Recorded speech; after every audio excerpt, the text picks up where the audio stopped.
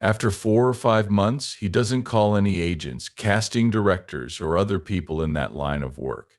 He calls the office of my business boss. I need to talk to Rod. There was more to Rod Taylor's life than met the eye. She was the pretty lead in The Birds and the Time Machine, but she also had a scary side.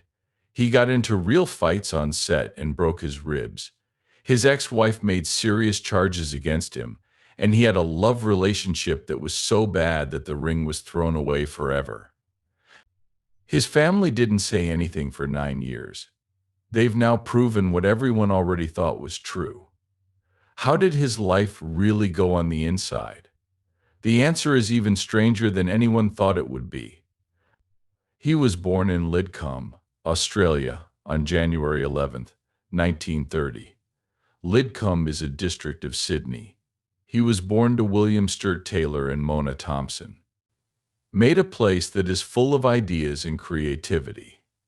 William was a steel building contractor who loved commercial art. Mona, on the other hand, wrote more than 100 children's books. Rod's artistic skills were shaped by growing up in this creative place.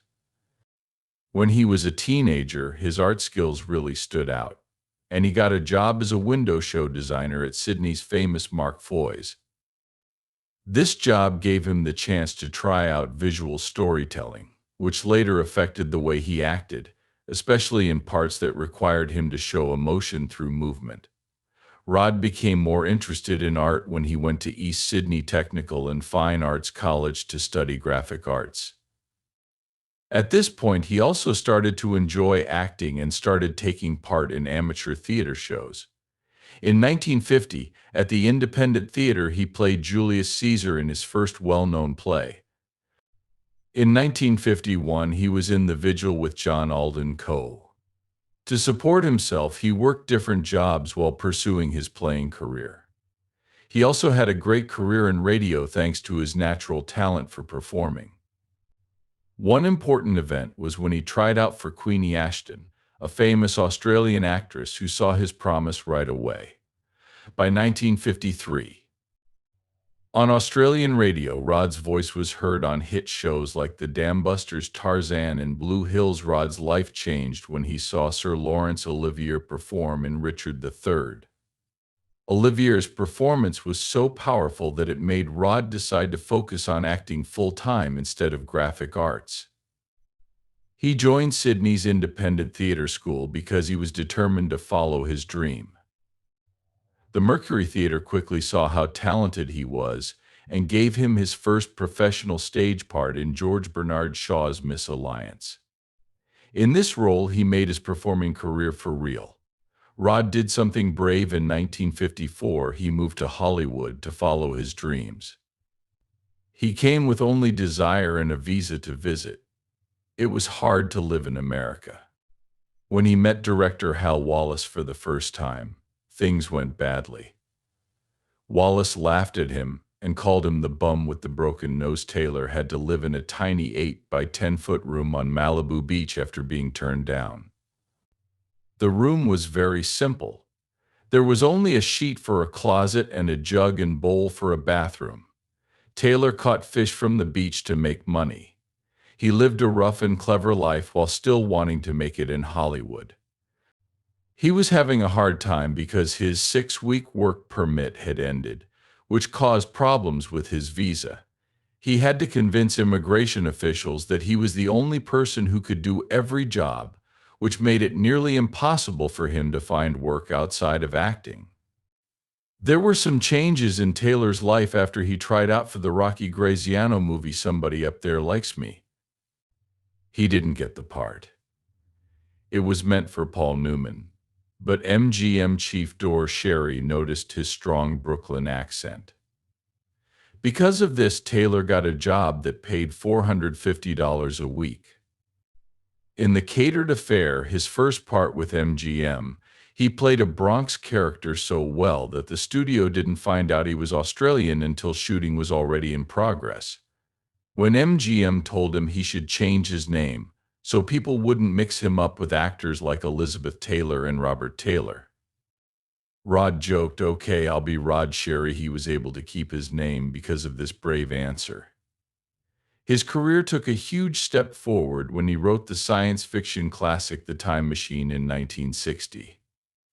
It was first thought that well-known stars like James Mason and David Niven would be better fits for the part. Interestingly, Taylor turned it down at first. "I thought it was just another science fiction movie." However, the movie, which was made with only $600,000, became a huge hit and won an Academy Award for Best Visual Effects. The way Taylor played H. He became a main man in Hollywood because of George Wells, the scientist who goes to the far future. Time-lapse photography and the movie's famous time machine prop made the movie famous all over the world. Taylor worked with Alfred Hitchcock on The Birds in 1961, but their first meeting didn't go so well. It was a mistake for Taylor to call Hitchcock Alfred, which made the director angry. Taylor was offered the part 2 days later and signed a 4-film deal worth $50,000 for 12 weeks of work, even though the first scene was awkward. Taylor's personal life added to the drama during all of this. He married Peggy Williams in 1951, when he was only 21 years old. She looked great, and getting married seemed like a great way to start their lives together. But things went wrong very quickly. By 1954, they were no longer married, and the reasons were a mess.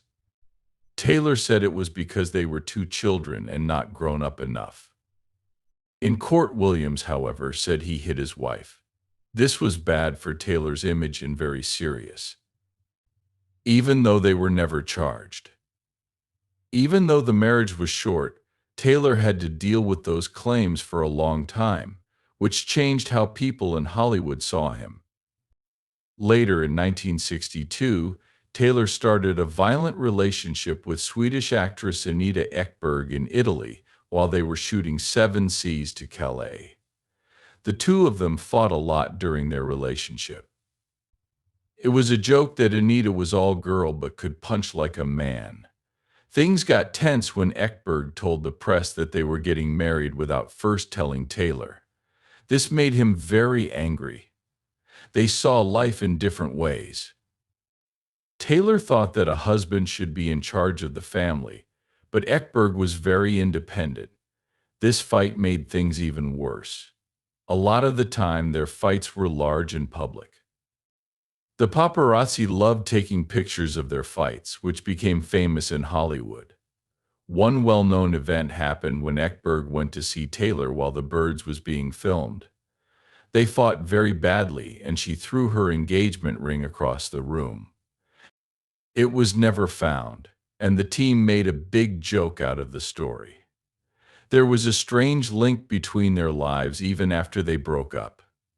In January 2015, Taylor and Ekberg both died just a few days apart. This was when Ekberg died. She was poor and living alone in Rome. She died on Taylor's 85th birthday. He got married again in 1963, this time to model Mary Hylam. John Wayne, Jane Fonda, and Vincente Minnelli were just a few of the famous people who came to the wedding. During the event, people saw John Wayne shaking his head as if he knew the marriage was doomed from the start. Taylor later said that Wayne's response made him think of a warning. Right away, trouble began. Hylam didn't even recognize John Wayne at their wedding reception. She asked Taylor, "Who is that tall man?" This showed how cut off she was from Taylor's life in Hollywood. Their marriage went downhill very quickly. By the end of 1964, they were already splitting up and talking about getting a divorce. In August 1964, they had a girl named Felicia. They tried everything, but it didn't work out. When they split up in 1969, Taylor had to pay her $60,000 a year in alimony. There was a sad end to a hard time in his personal life. Rod Taylor's most intense fight on screen happened in 1970, when Darker Than Amber was being filmed. Plans called for a planned scene between him and William Smith, but things went wrong right away. Taylor hit Smith with a real punch by mistake, and while the cameras were rolling, the actors didn't stop fighting. The fight got really bad. Smith got hurt and broke 3 ribs, and Taylor got hurt and broke his nose. For its time, the fight was so intense that Steven Soderbergh, the director, said it jawed everyone. A lot of the scene had to be cut out when the movie went from a R rating to a GP rating, which is now called a PG rating. Even though people were hurt, Taylor demanded that the cameras keep rolling to show how intense the fight really was. Soderbergh got ideas for the fight scenes in his 2011 movie Haywire from the raw version of this scene. In 1973. In real life, Taylor and his co-star Richard Harris had a rough time while they were shooting The Deadly Trackers. They often got into fights because they didn't get along. Because things were getting so bad, the production team hired William Smith, an actor Taylor had fought in Darker Than Amber, to keep the peace. In this case, the fact that both Taylor and Harris liked drinking made things worse. During the week, they followed a dry rule while shooting, but drank tequila on the weekends and changed some parts of the plot. Even though they didn't always agree, they worked together to improve the story by adding scenes that made the bad guy scarier. Taylor said that the first draft wasn't good and needed to be fixed. He was known as one of Hollywood's toughest players, both on and off the set. He did a lot of his own stunts, even ones that were risky. During The Deadly Trackers, he hurt his shoulder while doing a horse fall at full gallop because there was no one else to do the trick. Taylor got tired of playing romantic parts over time and started to like playing darker, more violent roles, like those in Darker Than Amber and The Deadly Trackers. By the early 1970s, Taylor's wild nature and heavy drinking habits made people think of Errol Flynn, another famous Australian actor known for his excesses. So much so that one newspaper said, "Errol Flynn is still alive and well." His name is Rod Taylor. Now, Taylor was known for drinking a lot and going out a lot in Hollywood. He knew John Wayne well and was known for taking long drinks and having talks that would last for days. Some people said Taylor was like Flynn, but Taylor claimed there was a difference between the two, though it wasn't clear what that difference was. Even though there was trouble at work, Taylor stayed disciplined, stayed sober on shooting days, and dedicated to his job. John Wayne and Rod Taylor had a special friendship that started in the early 1960s, years before they worked together in The Train Robbers 1973. They met for the first time at Wayne's house, where Dean Martin was also present for a dinner. In funny ways, their link was clear. Like Wayne making fun of Taylor's poker bills by putting the checks on his trophy wall. Even though they were friends, working together almost never happened. Wayne tried to get Taylor the part of Lomax in War Wagon in 1967, but Taylor quit Circus World in 1964, the day before shooting began. But Kirk Douglas got it because of a company deal. Taylor was even thought about to reopen Radio Bravo in 1959, but Ricky Nelson got the part instead. Because they were such good friends, Taylor was asked to roast Wayne at a party in 1970 to celebrate Wayne's Oscar win for True Grit. Taylor's work on TV was just as amazing and showed how versatile he is as an actor. He started out in Australian radio, where he was in hits like the Dambusters' Tarzan and Blue Hills in 1954. He got a Rollo Award for his part in O'Sullivan's Bay, which made Hollywood possible. In the U.S., he was in shows like Bearcats 1971 and The Oregon Trail 1976. When the show Falcon Crest ran from 1988 to 1990, he played Frank Agretti and Jane Wyman shared the screen. As late as the 1990s, he still had guest parts on TV shows like Murder. Walker is a Texas Ranger, and She Wrote. He hosted a special program called Time Machine, The Journey back in 1993. It brought him and his co-star Alan Young back together and included a mini-sequel to his famous 1960 movie. Rod Taylor played Winston Churchill in Quentin Tarantino's 2009 movie Inglourious Basterds, which was his last part. At first, Taylor had quit acting and even offered that Albert Finney play the part instead, but Tarantino kept trying to get him to agree. The movie made $321.5 million around the world, even though it cost $70 million to make. 8 Academy Awards were up for grabs, including Best Picture and Best Director. Having Taylor play Churchill gave the movie's brave story about killing Nazi leaders more weight. This was a great ending to a career that began with radio plays in Australia and ended with one of the most talked about movies of the decade. In 1960, Rod Taylor met Carol Kikamura while working on his TV show Hong Kong. She was an extra on the set, and they met by chance and started dating. But it was short. They haven't talked to each other since Carol moved to Las Vegas. They didn't talk to each other at all for 10 years.